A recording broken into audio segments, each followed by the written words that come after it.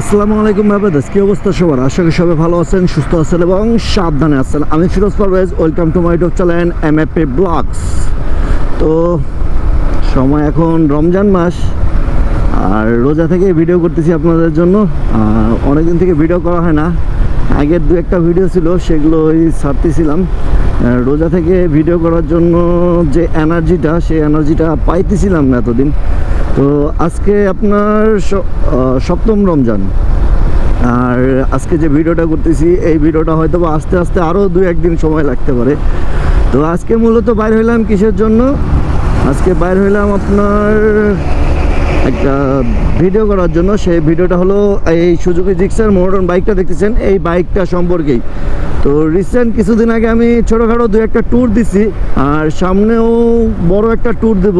তো সেই ট্যুর বিষয়েই কথা বলবো আজকে, কেননা ভিডিওটা হইতে যাচ্ছে আপনার যে সুজুকি জিক্সার মডার্ন বাইকটা দিয়ে কি আপনারা কি লং রাইড দিতে পারবেন, আর আদৌ যদি লং রাইড দেন তাহলে লং রাইডে কি কি সমস্যা ফেস করতে পারেন, আর কি কি সুবিধা ভোগ করতে পারবেন এই সুজুকি জিক্সার মডার্ন বাইকটা থেকে। তো চলেন বেশি কথা না বলে ভিডিওটা শুরু করা যাক।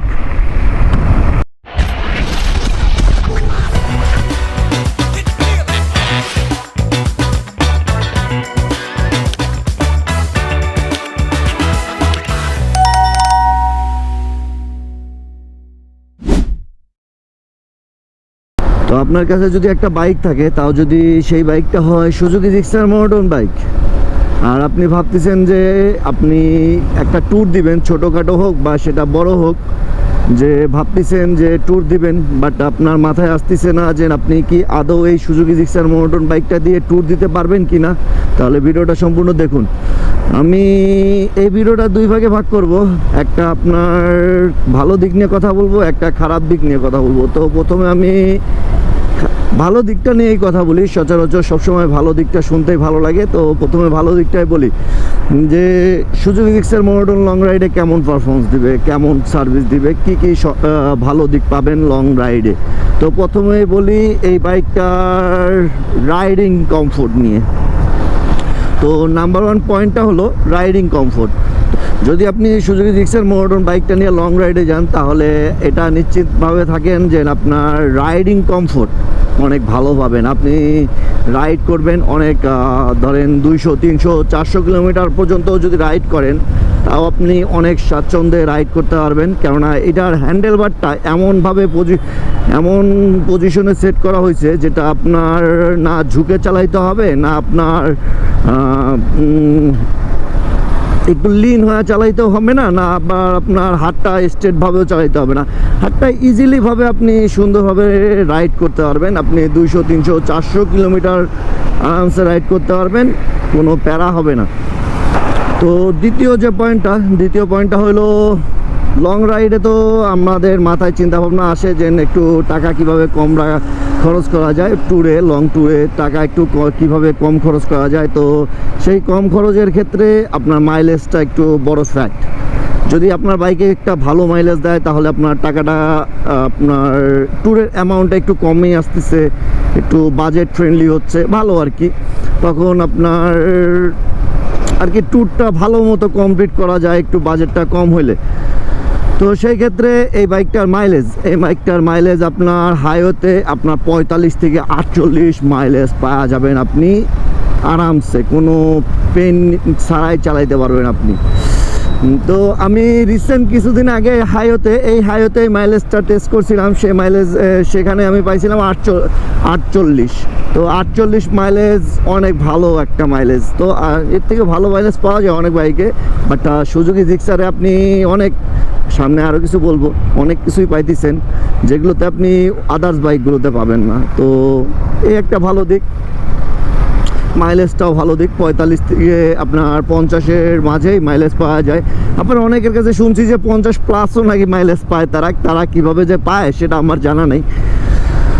তো এখন বলি 3 নাম্বার পয়েন্টটা হলো আপনার এই বাইকটার ইঞ্জিনের পাওয়ার, টর্ক সব। এই বাইকটার ইঞ্জিনে পাওয়ারটা যথেষ্ট পরিমাণ ভালো দিচ্ছে। আপনি লং রাইডে যখন যাবেন, তখন হাইওয়েতে আপনার অনেক যানবাহন থাকবে, শুধু আপনার যে বাইক থাকবে তা না, অনেক যানবাহনই থাকবে, তার ভিতরে বাস, ট্রাক, মাইক্রো, কার এগুলো থাকবে। এগুলোকে আপনার অনেক সময় অতিক্রম করতে হবে, মানে ওভারটেকিং করতে হবে। তখন এই বাইকটার এত পাওয়ার দিচ্ছে, অনেক যথেষ্ট পরিমাণ ভালো পাওয়ার দিচ্ছে যে আপনি আরামসে একটা মাইক্রো বলেন, একটা বাস বলেন, একটা ট্রাক বলেন, যে কোনো একটা বাহনকে আপনি অনেক ইজিলিভাবে ওভারটেক করতে পারবেন। তো এই বাইকটার পাওয়ারটা ভালো দিছে, ইঞ্জিনের পাওয়ারটা, এটা বলা যায়। 4 নম্বর পয়েন্টটা হলো এই বাইকটার টায়ার ও স্টেবিলিটি। সেটা আপনার এই বাইকটাতে পিছনে রেয়ার টায়ার হিসাবে ইউজ করা হয়েছে আপনার 140 সেকশনের টায়ার, আর সামনে আপনার 110 কি 100 সেকশনের টায়ার। তো 140 সেকশন টায়ার হওয়ার কারণে এই বাইকটার আপনার কন্ট্রোলিংটা ভালো থাকবে, আপনার স্টেবিলিটিটা ভালো থাকবে আপনার।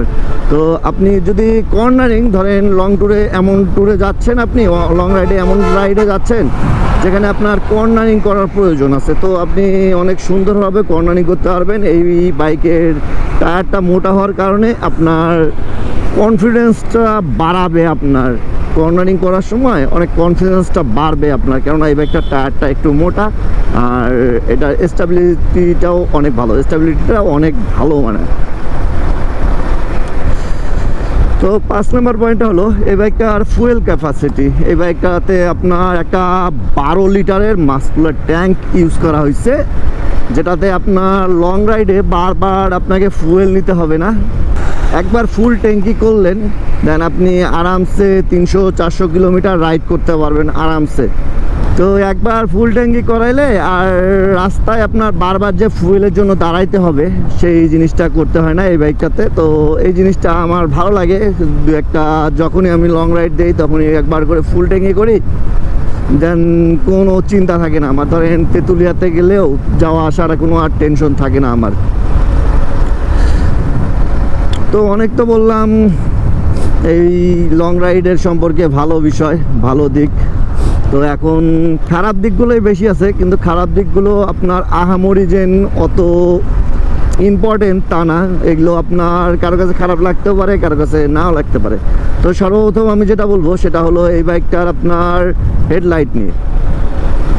এই সুজুকি জিক্সার মনোটন বাইকটাতে আপনার স্টক অবস্থায় হেডলাইট দেয় আপনার হ্যালোজিং হেডলাইট। তো হ্যালোজিং হেডলাইটের পাওয়ার বলতে নাই, আপনি যদি রাতে রাইড করেন তাহলে আপনার অবশ্যই এই হ্যালোজিং হেডলাইটটা চেঞ্জ করে নিতে হবে, এটা বাধ্যতামূলক। তাছাড়া কেন বললাম, সিটিতেই ভালো মতো দেখা যায় না এই হ্যালোজিং হেডলাইট দিয়ে। আপনি হাইওয়েতে কিভাবে দেখতে চান রোডের ভিউ, তাহলে বলেন। তো হ্যালোজিং হেডলাইট ইউজ করা হয়, এই হ্যালোজিং হেডলাইট চেঞ্জ করে নিতে হবে। দ্বিতীয় নম্বর পয়েন্টটা হলো এই বাইকটা যেহেতু আপনার কার্বোরেটর বাইক, তো আপনি ধরেন 300-400 কিলোমিটারে একটা লং রাইড দিচ্ছেন বা রাইড করতেছেন, 300-400 কিলোমিটার রাইড করবেন। এখানে আপনার যে টানা 300-400 কিলোমিটার রাইড করে যাবেন তা সম্ভব না, কেননা এই বাইকটা কার্বোরেটর বাইক ভাই। আপনাকে সর্বোচ্চ 80 থেকে 90 কিলোমিটার চালানোর পরে এই বাইকটাকে আপনাকে 10-15 মিনিটের মতো রেস্ট দিতেই হবে, না হলে আপনার এই বাইকটার ইঞ্জিন এত পরিমাণ হিট হয়। এটা আমি নিজে শিকার হয়েছি, প্রথম অবস্থায় জানতাম না। আমি যাইতে আসছিলাম 100 কিলোমিটার চালাইছিলাম প্রায়। তো তখন মনে হইলো যে আমি পায়ে জুতা পরেছিলাম, তারপরেও মনে হইতেছিল যে পায়ে কিসের যিনি একটা তাপ লাগতেছে। পরে দেখি যে না, ইঞ্জিনের তাপ লাগতেছে। পরে ভালোভাবে শুনলাম, জিনিসটা বুঝলাম না, এত দূর চালানো আমার ঠিক হয়নি। তো আপনাকে 80-90 কিলোমিটার পর রেস্ট দিতেই হবে বাইকটাকে, 20 থেকে 25 মিনিট বা 10 থেকে 15 মিনিট এরকম রেস্ট দিতেই হবে। তো 3 নম্বর পয়েন্টটা হলো এই বাইকটার ব্রেকিং সিস্টেম।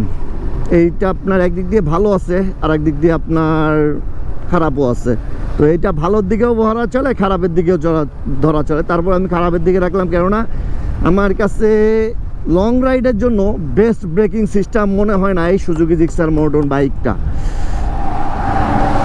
কেন বললাম, এই বাইকটাতে সামনে ব্যবহার করা হয়েছে আপনার ডিস্ক, আর পিছনের ব্রেকে ব্যবহার করা হয়েছে আপনার ড্রাম ব্রেক। তো লং রাইডে যাচ্ছি, এত দূরে যাচ্ছি, পিছনের ড্রাম ব্রেকটা আমার কাছে খারাপ লাগছে। সামনের ব্রেকটা আপনার জোস, এক কথায় অসাম, ভালো আছে, অনেক ভালো আছে সামনের ব্রেক। ডিস্ক সিঙ্গেল ডিস্ক সত্ত্বেও আপনার বাইকটা অনেক ভালো ব্রেক ধরে, বাট ডাবল ডিস্ক দিলে আর একটু ভালো হইতো, ডাবল ডিস্ক হলে আরও ভালো হইতো, ব্রেকিং সিস্টেমটা আরও ভালো হইতো, আরও ব্রেক ধরাতে কনফিডেন্স বেশি পাওয়া যেত। তো 4 নাম্বার পয়েন্টটা হলো এই বাইকটার পিলিয়ন সিট। বিশ্বাস করবেন না ভাই, আমি এই বাইকটা দিয়ে যে কক্সের রাইডটা মারছি, কক্সের যে ট্যুরটা মারছি, সেখানে আমিও কিছুক্ষণ পিলিয়ন হয়ে বসেছিলাম। মানে জয় যখন বাইক চালাইতেছিল তখন আমিও পিলিয়ন হয়ে হিসাবে ছিলাম। তখন আমার পিছনের অবস্থা এতটাই খারাপ হয়েছে কি বলবো, আর মনে হইতেছিল যে না, অবস্থা খারাপ।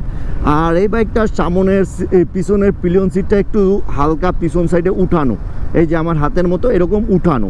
তো যখন আমি ধরেন রাইডার ব্রেক ধরবে, পিছনের জন আপনার রাইডারের গায়ে উঠে আসে, পিলিয়ন আপনার রাইডারের গায়ে উঠে আসে।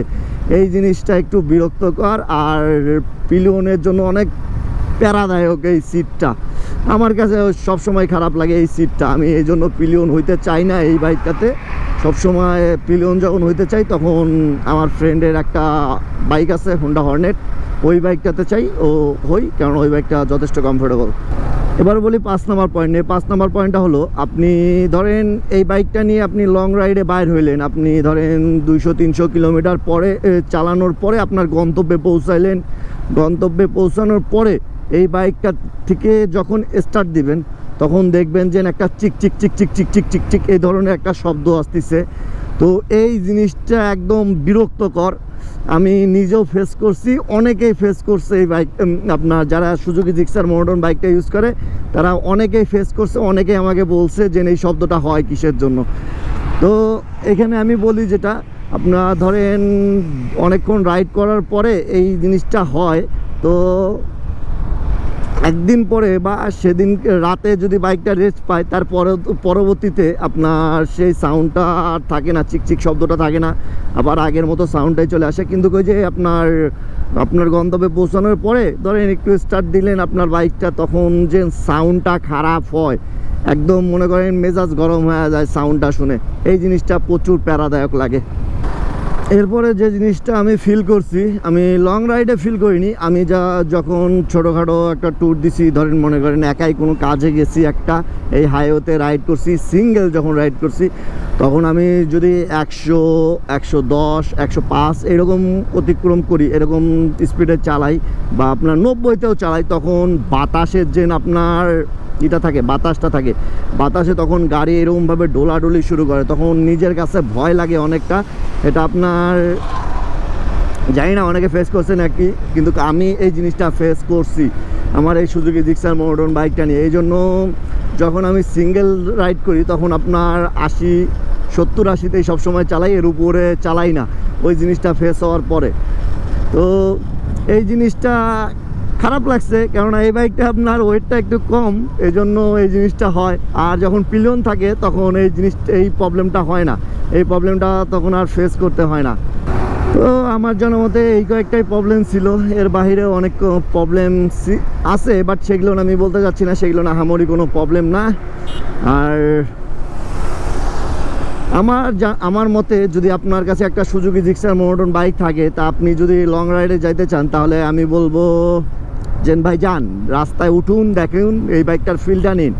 আপনি যখন রাইড করবেন তখন এই বাইকটা যে ফিলটা পাবেন রাইড করে, সেটা অন্য কোনো বাইকে পাবেন কি না আদৌ জানি না আমি, কারণ অন্য বাইক থেকে রাইড দেইনি আমি, কিন্তু এই সেগমেন্টের কথা বলতেছি, অন্য সেগমেন্ট না। বাট আপনার মাইলেজ বলেন, আপনার পাওয়ার বলেন, এই বাইকটার আপনার বিল কোয়ালিটি, স্টেবিলিটি, হ্যান্ডেল কন্ট্রোলিং, সব দিক দিয়ে পারফেক্ট। যেগুলো খারাপ কথা বললাম, যেগুলো খারাপ দিকগুলো বললাম, সেগুলো মোটামুটি সব বাইকেই আছে। আপনার 4Bতে বলেন, দেন তারপরে আপনার অন্য হর্নেটে বলেন, যেগুলো বলেন আছে, কম বেশি সব বাইকে এই প্রবলেমগুলো আছে। তো এই সেগমেন্টের বলা চলে ট্যুরের জন্য, লং ট্যুরের জন্য বা আপনার ট্রাভেলের জন্য ভালো, সিটি রাইডের জন্যও ভালো। ট্রাভেল লং ট্যুর, ছোটোখাটো লং ট্যুর দিচ্ছেন আপনি, বা আপনার বড়ই ট্যুর দিচ্ছেন হঠাৎ, তাহলে ভালো, খারাপ না। তো ভিডিওটা কেমন লাগলো আশা করি সবাই কমেন্টে জানাই দিবেন আমাকে। আর আজকের মতো এখানেই শেষ করতেছি ভিডিওটা। দেখা হচ্ছে নতুন কোনো ভিডিওতে নতুন কোনো টপিক নিয়ে। ততক্ষণ পর্যন্ত ভালো থাকুন, সুস্থ থাকুন এবং সাবধানে থাকুন। টাটা, আল্লাহ হাফেজ। আর হ্যাঁ, বলা হয়নি, রমজান মাসের শুভেচ্ছা আর অগ্রিম ঈদ মোবারক সবাইকে।